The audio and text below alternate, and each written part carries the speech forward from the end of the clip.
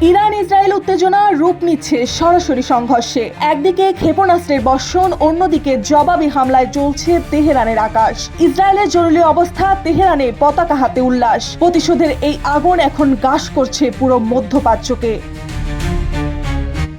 ইসরায়েলে পাল্টা ক্ষেপণাস্ত্র হামলা চালিয়েছে ইরান। ইসরায়েলি কর্তৃপক্ষ জানিয়েছে এতে অন্তত 2 জন নিহত এবং 60 জনের বেশি আহত হয়েছেন। দক্ষিণ অঞ্চলে আহতদের মধ্যে রয়েছে 3 জন শিশু। তেহরানে বিস্ফোরণ ও ধোঁয়ার কুণ্ডলী উঠতে দেখা গিয়েছে রাজধানীর একটি আন্তর্জাতিক বিমানবন্দরে।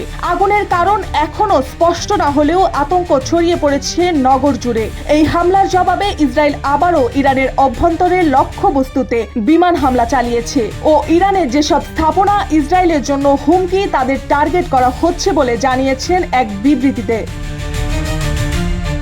এর আগে শুক্রবার রাতে ইসরায়েল ইরানের পারমাণবিক ও সামরিক স্থাপনায় সরাসরি হামলা চালায়। এতে দেশটির সশস্ত্র বাহিনী, রেভলিউশনারি গার্ডের প্রধান সহ 6 জন পরমাণু বিজ্ঞানী নিহত হন। এদিকে ইরানের জনগণ রাজধানী জুড়ে উল্লাস প্রকাশ করেছে। হাজারো মানুষ পতাকা হাতে রাস্তায় নেমে আসে হামলার পরপরই।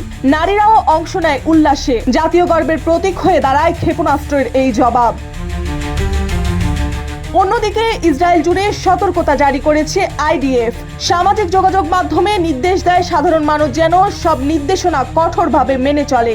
এছাড়াও বিমান দুর্ঘটনা নিয়েও বাড়ছে উদ্বেগ। লন্ডনগামী এয়ার ইন্ডিয়ার যাত্রীবাহী একটি বিমান দুর্ঘটনার তদন্তে ভারত, যুক্তরাজ্য ও যুক্তরাষ্ট্রের বিশেষজ্ঞ দল একযোগে কাজ শুরু করেছে। এই ঘটনার সূত্রপাত কিনা যুদ্ধ অবস্থার প্রভাবে তা নিয়ে প্রশ্ন উঠেছে।